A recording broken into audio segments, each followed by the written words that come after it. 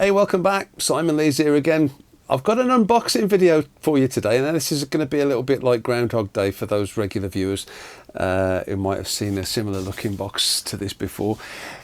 This, I'm hoping, is the replacement for my Cort Headless guitar that I bought a few weeks ago, and Ryan from Guitar brought it round for me today to hopefully see if it's an improvement on the one that I had before. Now, when I sent it back to Guitar where the guitar came from, Ryan checked it out and he kind of agreed with me that there was something not quite right. The notes seemed to be dropping off prematurely, if you like, so that the sustain was not right. So one thing I've thought about since I recorded that video was, in fact, you know, I'm going to talk whilst I unbox. Now I've got Stanley to help me. Stanley is always on hand to open any mysterious packages that arrive on my doorstep, and I find it very effective in opening boxes with as little fuss as possible. So so don't be alarmed. He's got a knife. Yeah, you know, it's pretty blunt by now. All it's ever done is open boxes. I've never used it for anything manly, you know. So here we go. Bit of tape, bit more tape, another bit of tape. Keep going. So yeah, so I was going to carry on talking whilst I was doing this. Yeah, one thing that struck me after I recorded that video last time was, in order to try and get some sustain out of the guitar, I was piling on extra levels of distortion, which what I should have done in hindsight, and I knew this, I don't know why I didn't even think about it, but I should have just tried it acoustically, just tried it unplugged, and you know that if something sounds dead when it's unplugged, chances are it's not going to be that much better when it's plugged in. So that's a pretty good indication usually. So that's what that's the situation. It's another very neat looking Cort gig bag. So I'm going to unvelcro the handles, unzip the zip, see what's inside. Hopefully it's kind of what I expected. Ah, okay. Now Ryan says he tried this out, and the conclusion he came to was the action's probably going to need some sort of adjustment. He still managed to do a fine job of mummifying it again, which is always good to see. So if it's just a case of dropping it off once again at my good friend Andy Neville's guitar workshop, he can take care of any kind of high action, any setup things that aren't quite right, you know. I always take my guitars to Andy, because often when it comes to action issues, it's not usually just a case of lowering the bridge or raising the bridge, if that's what you're into. It quite often needs sort of extra work, maybe to do with the truss rod adjustment or the fret height. That's the main thing that I can't do myself. I think by the time I'd finished trying to level the frets, there'd probably be no frets left, you know. So yeah, so I'd want to. Well, I say my first impression. Let's stick the old glasses on, see if I can see. Yeah, I mean it is quite a high action, but it's not bad, you know. It's not ridiculous. Just feel the quality of the pots, and the volume pot feels nice, and I wouldn't say stiff, but it's kind of. It's offering a little bit of resistance. The tone knob, not so much. That is quite free. Right, before we do anything, we need to make sure it's in tune. So I'll stick the old poly tune on there, and I'll be interested to see what string gauge they've put on this, because according to the research that I've done, wow, these fine tuners are sensitive, you know. This should come set up with 10s. Now on a guitar like this with a 25.5-inch scale length, which is the same as a Fender, I would normally have 9s on something like this. But sometimes, even on a 25.5-inch scale length, 10s can feel all right, and I'm not sure what it is that makes the difference. Perhaps it's just the fact that you haven't got that extra length of string after the nut, because obviously this is a headless guitar, so you haven't got, you know, the overall string length that you would have on a Fender. Maybe that's the difference.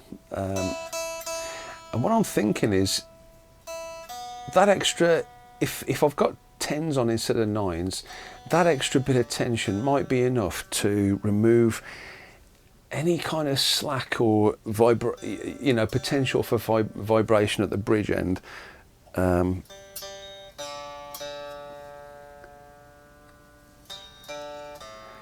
there's nothing worse than watching someone tuning the guitar, especially when you can't see the display. Yeah, and if you think, well, hang on, he's already done that once and he's doing it again. The reason you have to do this is because this guitar has a vibrato system, tremolo arm, call it what you like. And because it floats, every time you adjust one string, so if I tighten the thin E string, literally all the other strings will go flat or slack. So you have to sort of go back and do them again. Each time you make this adjustment, it gets kind of less and less, but you still have to do it several times before you get it right. So now that last string, I kind of tightened it a little bit too much, but you know what? I'm gonna compensate for that by just tightening these other strings. By the time I get back to the fat E string, it'll probably be about right. There you go. Yeah. You can see that. That is spot on. So okay, thin E's still a little bit flat, but it's getting better. B's now in tune. The G, the most sensitive string on the guitar, and the one that I was kind of most critical of, that is still flat now, so I've got that back to tune. D string. I say I'm going to try this acoustically first before I plug it in. I just want to hear what it sounds like, what the tonality of it is. And I've got set up my sound that I use for the I Turn to Stone video, which I thought was a pretty good rhythm sound, you know. Quite a chunky one, which is what I normally have.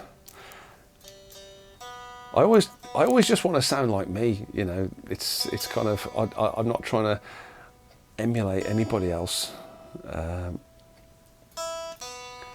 do listen to other guitar players and think, oh God, they sound really good, you know. It's like, that's a great sound. But when I get hold of a piece of gear and I tweak it to my satisfaction, it always ends up just sounding like me. Usually, when I say the last time I played this, I struggled to get it to sound like me, to be honest. Right, so that's in tune.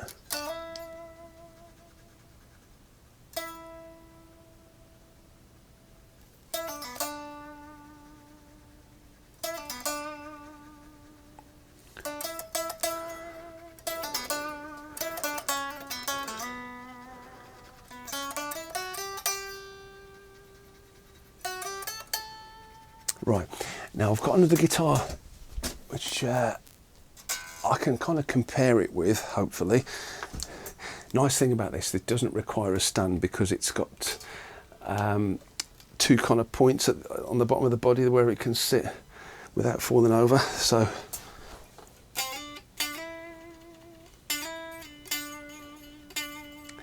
now you can hear straight away, I mean, this guitar is not an expensive guitar at all. I mean, I customized it. I'm going back about 20 years, but to buy this guitar cost me 169 quid.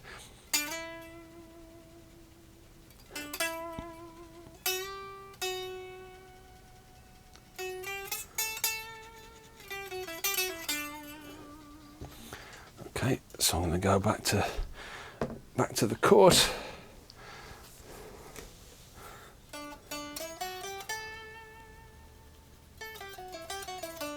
Now, we're not testing like for like here. The Hofner is like a Les Paul type of bridge arrangement, so it hasn't got the floating bridge, it hasn't got the vibrato system, and that does kind of help things a little bit. It's going to sound, that is going to sound a little bit better.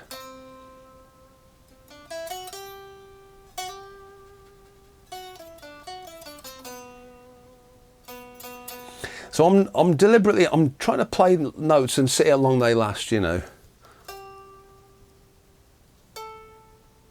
See if there's any sort of obviously premature drop off of the sustain. Hopefully you can hear this. It is pretty quiet.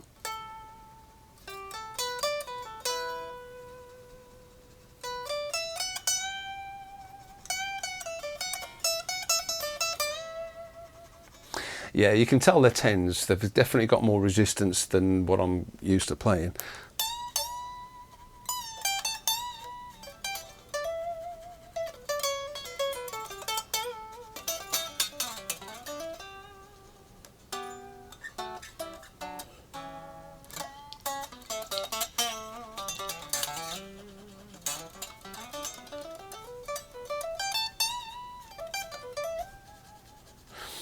The neck does feel lovely. I mean, it's got a great feel.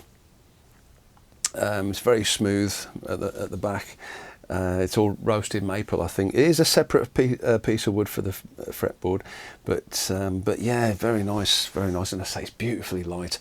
So now, just one thing, because I've still got the plastic on the pickups, I've got to make sure that plastic isn't catching the strings, because that would be a kind of schoolboy error. But anyway, I'm gonna plug this in. Oh, you know what? Hang on, let me just crank that up. That is cranked up.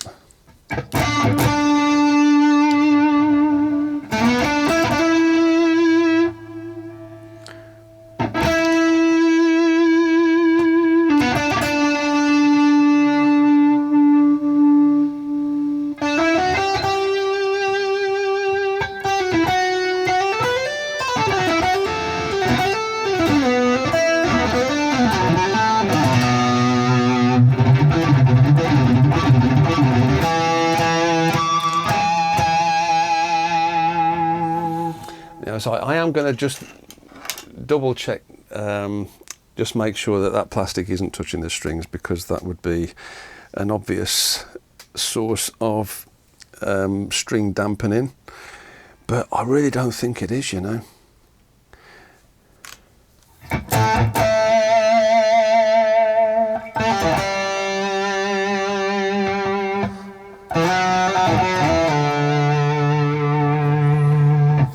Okay, I'm going to just plug the Hofner in as a contrast, or comparison, if you like.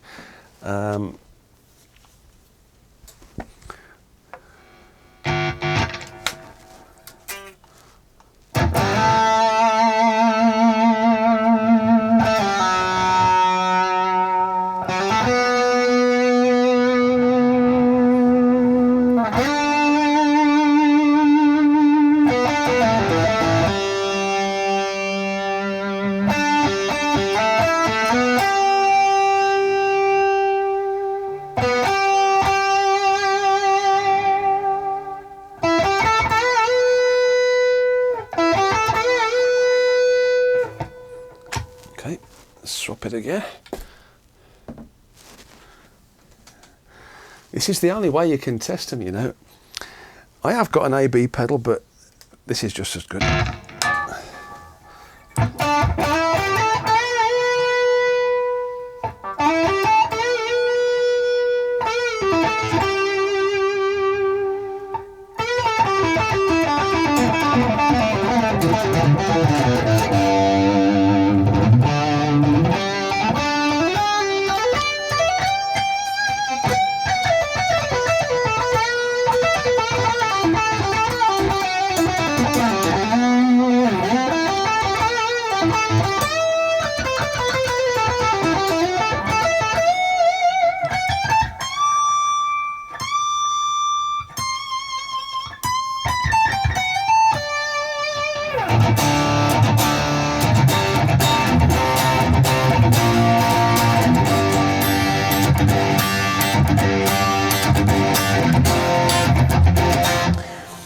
Say from memory, I think the tone of this guitar is nicer than the other one was.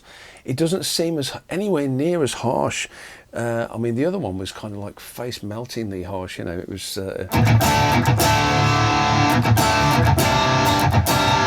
mean, it's still got a bit of a honk in the, you know, still quite middly, but it's.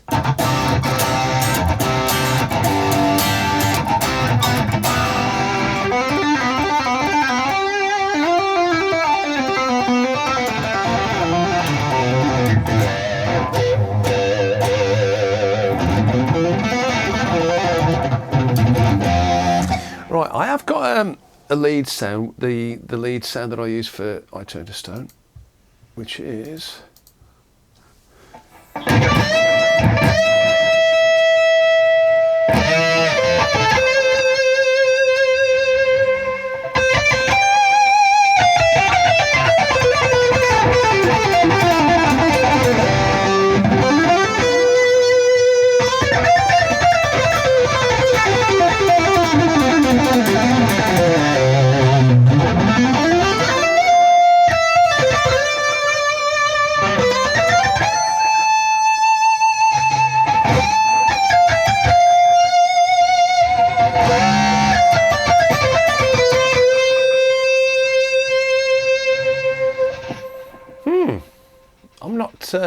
I'm not too unhappy about that. Now, say before, when I had the original Headless Cort guitar, I just ended up putting an absolute ton of gain on there, you know, extra distortion. So this is, I didn't obviously use the Headless guitar when I recorded the I Turn to Stone video, so the settings that I've got on here haven't got an excessive amount of distortion, and I thought that sounded all right. I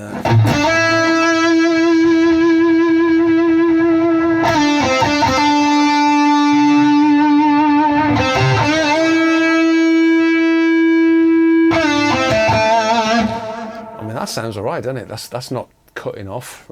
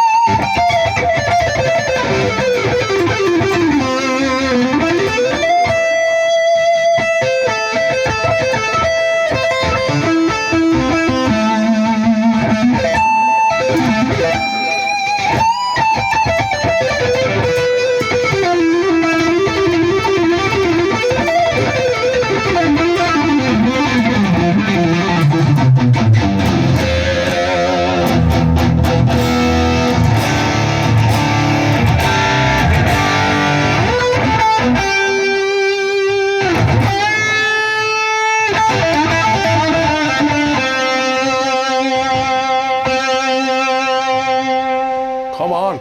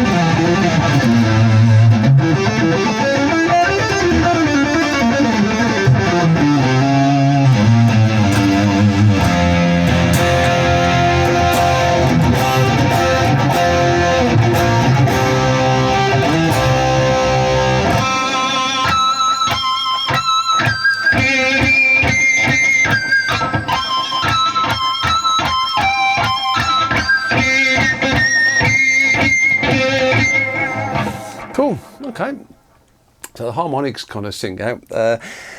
Yeah, I think this is an improvement, and given the advantages of a headless guitar in terms of the lightness, good lord, it's light as a feather. You don't even know you've got it on. I haven't got it on a strap obviously at the minute, but honestly it's ridiculously light. The other issue, if you remember the first video I did on this, was shortly after playing it I broke a string. It was the thin E string, and I'm not convinced that is like a faulty guitar, if you like. I mean, it's not. I'm pretty sure it's to do with the way that the string is held at the bridge end. But I think you can buy, in fact I'm sure you can buy strings which are designed in such a way that they're less prone to that kind of breakage. Just in case you didn't get to see that, and see if you can see. I've still got the string. I wanted to keep it just to kind of show where it broke. But I mean, hopefully if I hold this up to the camera,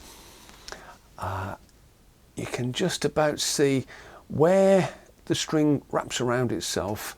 If you go from there towards the end of the string where you can see it's broken, that's where the, oops-a-daisy, that's where I look after my guitars, you know. That's where the ball end normally, well, that's where the ball end sits. You know what, that's the second time that's happened to that guitar in about 2 weeks. Never happened before.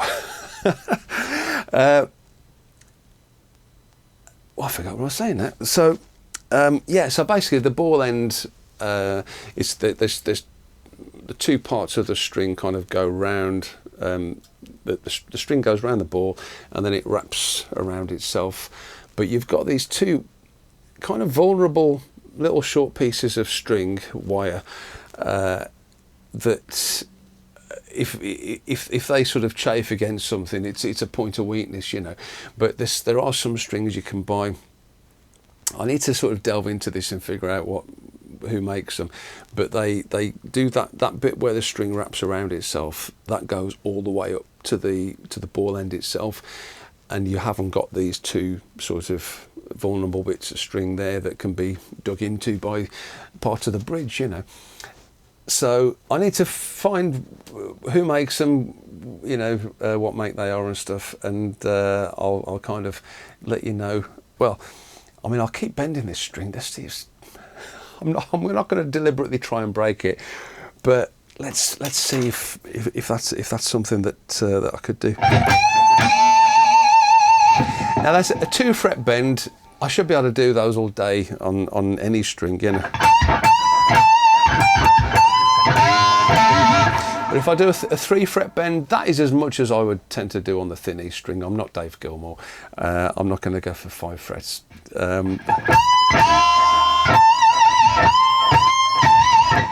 So I hate breaking strings, but I've got to test it. I've got to test it to its limit.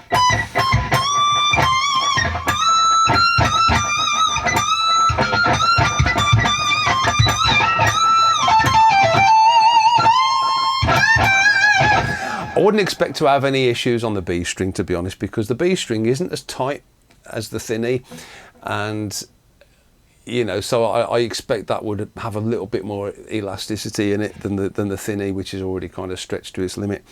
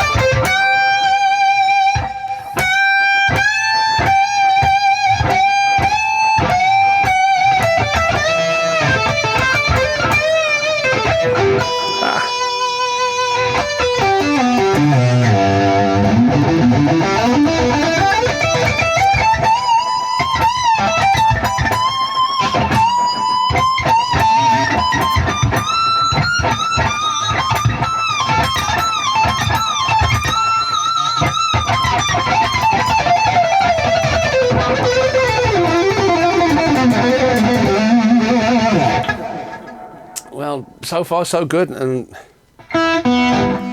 it's even still in tune, which is crazy, isn't it? So, yeah, I've got to say, okay, I'm not blown away by the amount of sustain.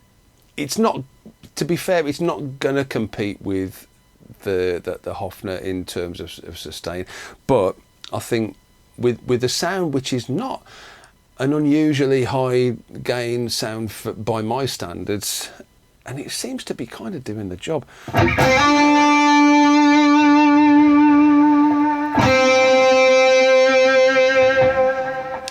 Yeah, it is still dropping off a little bit more than I would like.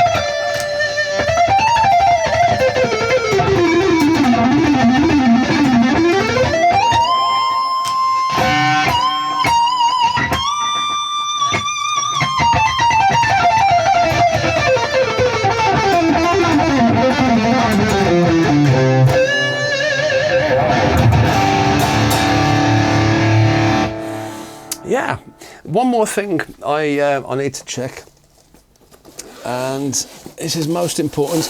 I mean, I'm not a massive Whammy abuser, but I do like to use them, you know. Okay, so yeah, so we've got the usual bag of Allens and the spare spring for the trim for the Whammy bar. So insert the Whammy bar. Just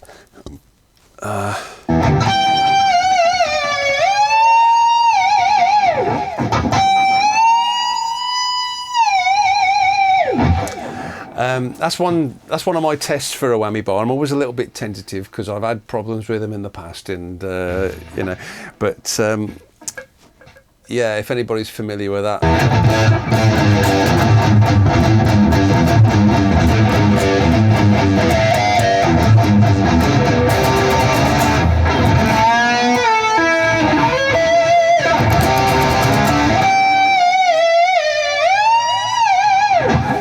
Yeah, and if it can do the Attitude song, that is fine. That is adequate. You know, that's all I really need it to do.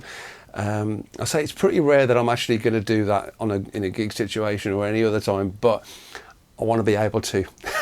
So yeah. So I am pretty impressed with this.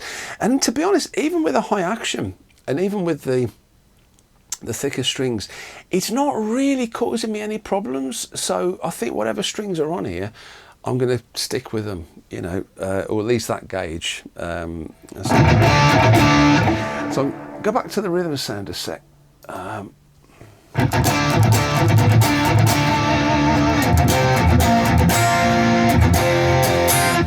mean, one thing at some point down the road, I can always think about maybe replacing the pickups with the type of pickups that I normally use, maybe, but we'll see how it goes. Now, you know, so I haven't really tested the clean sound. I have absolutely no qualms that I know that the clean sound is going to be fine. You know, it's not an issue. But I mean, if you want me to just test it.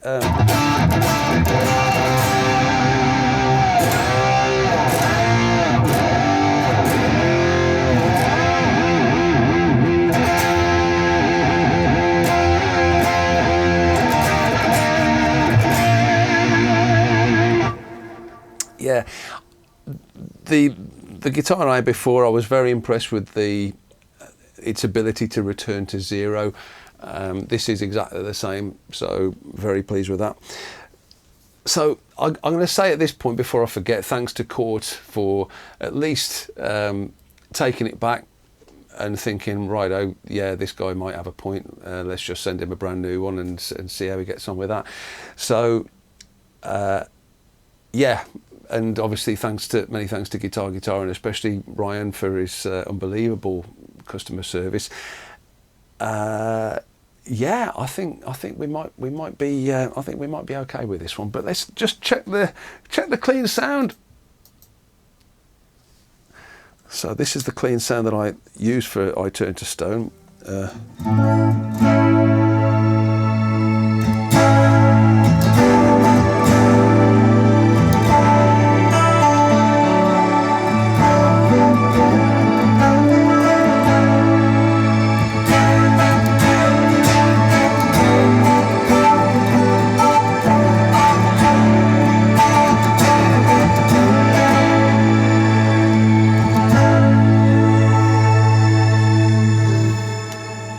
Now, for some reason, that's a little bit distorted. That might just be because I've got my speakers quite high.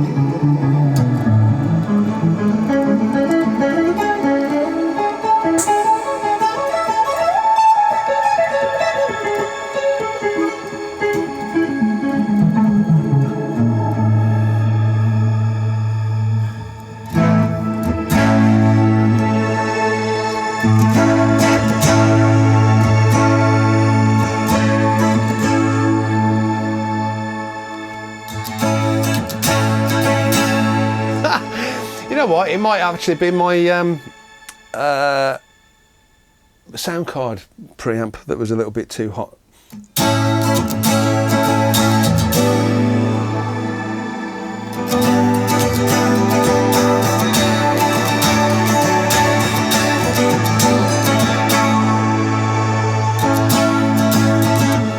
Yeah, that sounds better now.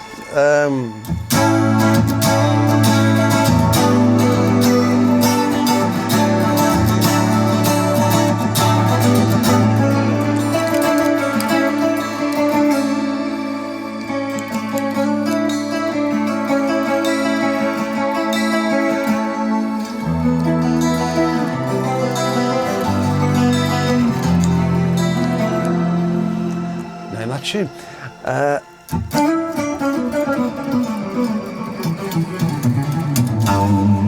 Right, I need to get a clean sound that's a little bit more representative. So what I'm going to do, I'm going to go back to my rhythm sound.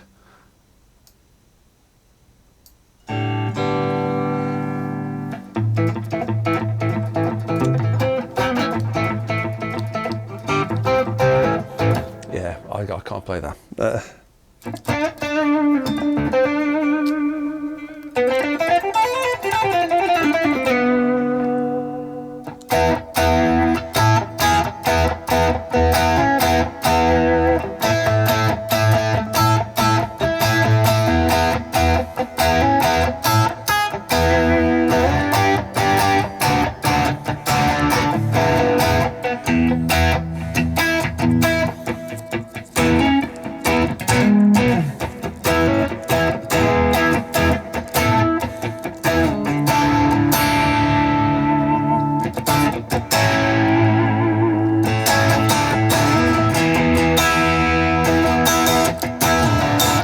Okay, so it's not a strictly clean sound, but it's yeah, it's got a vibe, hasn't it?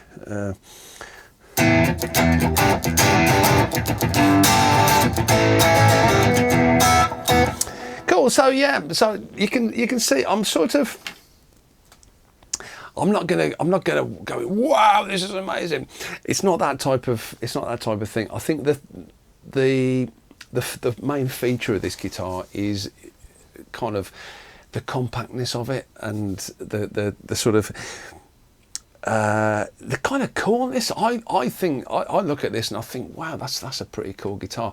I'm not a vintage guitar geek. That's not my thing. If a guitar sounds great, brilliant, you know, doesn't matter when it's made or who by. But I do kind of like it when people push the boundaries a little bit in terms of design and things like that, because all other aspects of engineering make progress over the years, you know. So it seems crazy that something that was designed 70 years ago is still kind of seen as the benchmark of what's possible with guitar, you know. So when people come out with something like this, I think, yeah, you know, I want to give that a go, because I don't know, it's just it's 2026, man. We should be you know, we should be making progress in these things. So that's my take on it. That's the kind of the reason I bought it, you know. So let me know in the comments. You probably hate it. But whether you hate it or love it, just say what you feel. It's Sunday, and I mean, it was nice to do an unboxing the day after my birthday. You know, made it feel like it was, even though I bought this technically I bought this weeks ago, still made it feel like it was a little birthday present to myself. So that's been kind of nice, you know. As always, thanks for watching. I hope you didn't find it too dull, and keep tuned. As always, if you've got any suggestions, you know, there's some things I might not be able to do, but just whatever comes into your head to think, oh, I wouldn't, you know, I'd like him to do a video on this. Just let me know in the comments, and that'll just, you know, keep me doing these videos on a Sunday for you. Cool. Take care, and I'll see you next week.